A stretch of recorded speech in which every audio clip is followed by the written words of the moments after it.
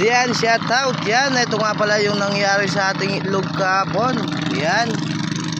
Yun yung itlog guys, yan. Ito yung update ng ating itlog.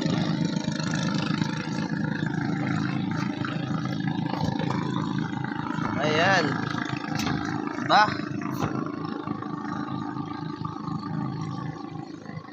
Yan po yung ating itlog kahapon na nilagay dito sa bubungan.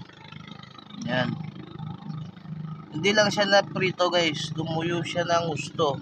Yan o. Oh. Diba?